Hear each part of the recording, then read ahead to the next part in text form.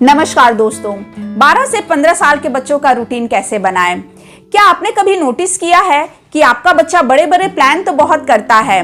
कल से सुबह 5 बजे उठूंगा, इस बार पूरे साल रोज पढ़ूंगा, अब मोबाइल बिल्कुल नहीं चलाऊंगा। लेकिन 3 दिन बाद सब कुछ पहले जैसा ही हो जाता है। अगर आप बच्चे के लिए एक अच्छा और प्रैक्टिकल रूटीन बनाना चाहते हैं तो आपको एक साइकोलॉजिकल फैक्ट समझना होगा, ताकि आप अपने टीनेजर के साथ पहले जैसा व्यवहार नहीं करेंगे। एक्चुअली 12 से 15 साल की उम्र में बच्चे का दिमाग अभी भी कंस्ट्रक्शन मोड में होता है। दिमाग का एक हिस्सा होता है प्रीफ्रंटल कॉर्टेक्स, और यही हिस्सा प्लानिंग करता है, टाइम मैनेज करता है, इंपल्स कंट्रोल करता है और किसी काम को लगातार करने की ताकत देता है। लेकिन टीनेज में ये हिस्सा पूरी तरह मैच्योर नहीं हुआ होता, इसलिए आपका बच्चा प्लानिंग बहुत अच्छी करता है, लेकिन कंसिस्टेंसी बनाए रखना उसके लिए मुश्किल होता है। एक और बहुत जरूरी बात समझ लीजिए, इस उम्र में अब आपका बच्चा सिर्फ बच्चा नहीं रहा, वो अपनी एक अलग पहचान बनाना चाहता है। उसे अच्छा नहीं लगता कि हर बात में कोई उसे बताए कि उठो, पढ़ो, मोबाइल रखो, सो जाओ, और यहीं से घर में रोज बहस शुरू होती है, क्योंकि इस उम्र में उसे अनुशासन नहीं, ओनरशिप चाहिए होता है। दोस्तों, अगर आपने मेरा पिछला वीडियो देखा है जिसमें मैंने 7 से 11 साल के बच्चों का रूटीन बताया है, तो आपको याद होगा कि वहां रूटीन बनाने में पेरेंट्स ज्यादा रोल निभाते थे। लेकिन 12 से 15 साल की उम्र में नियम बदल जाते हैं। अब अगर रूटीन आप बनाएंगे तो बच्चा उसे नहीं मानेगा। मैंने कई पेरेंट्स को देखा है, वो इंटरनेट से परफेक्ट टाइम टेबल डाउनलोड करते हैं, जैसे सुबह 5 बजे उठना, 6 घंटे की पढ़ाई, 30 मिनट का एक्सरसाइज, 15 मिनट का मेडिटेशन, हर मिनट लिखा हुआ दीवार पर चिपका देते हैं और सोचते हैं कि अब बच्चा बदल जाएगा। लेकिन होता क्या है, पहले दिन थोड़ा फॉलो, दूसरे दिन आधा, तीसरे दिन टाइम टेबल अलमारी के पीछे और चौथे दिन फिर वही पुराना लाइफस्टाइल। क्यों? क्योंकि वो रूटीन मम्मी पापा का था, बच्चे का नहीं था। और यही कारण है कि मैं आज आपको एक परफेक्ट टाइम टेबल नहीं बताऊंगी, मैं आपको एक ऐसा सिस्टम बताऊंगी जिससे आपका बच्चा खुद धीरे धीरे अपना डिसिप्लिन डेवलप करेगा।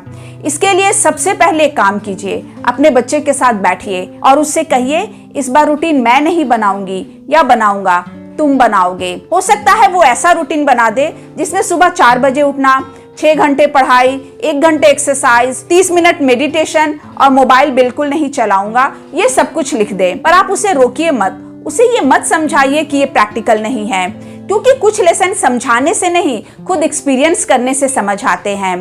3 दिन बाद वो खुद महसूस करेगा कि इतना परफेक्ट बनना आसान नहीं है और वो खुद ही उस रूटीन को तोड़ देगा।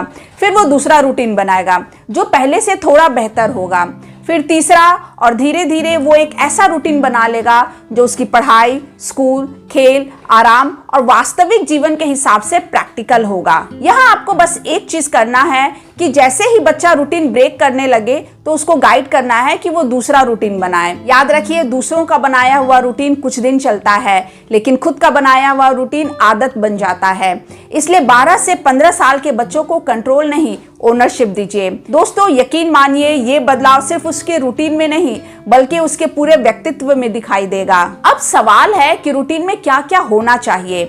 यहाँ आपको उसको गाइड करना है कि किन किन चीजों को अपनी डेली लाइफ में उसे शामिल करना है, कब, कितना और कैसे करना है, ये बच्चे को तय करने दीजिए।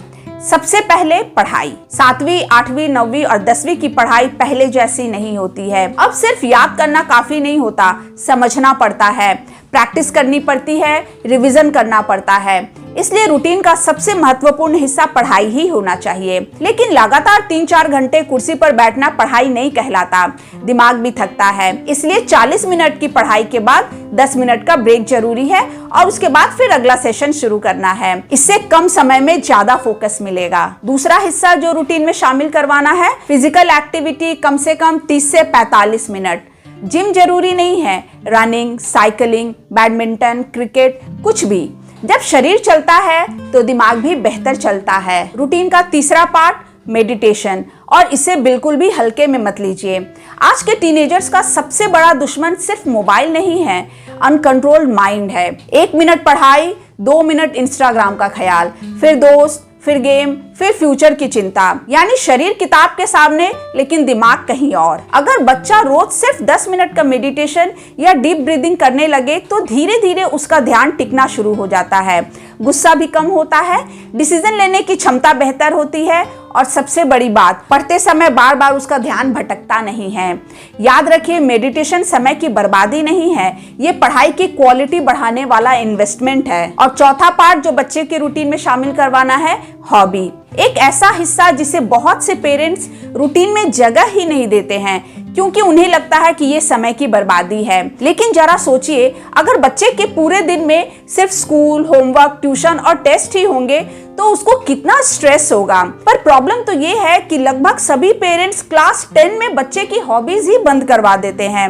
उन्हें लगता है कि पहले बच्चा बोर्ड दे दे तब हॉबी करते रहेगा। लेकिन आपको ये समझना होगा कि बच्चे स्ट्रेस में कभी नहीं सीखते। पढ़ाई का स्ट्रेस कम करने के लिए हॉबी बहुत जरूरी है। इसलिए बच्चे के रूटीन में रोज या हफ्ते में कुछ तय समय के लिए उसकी हॉबी के लिए जरूर जगह रखें।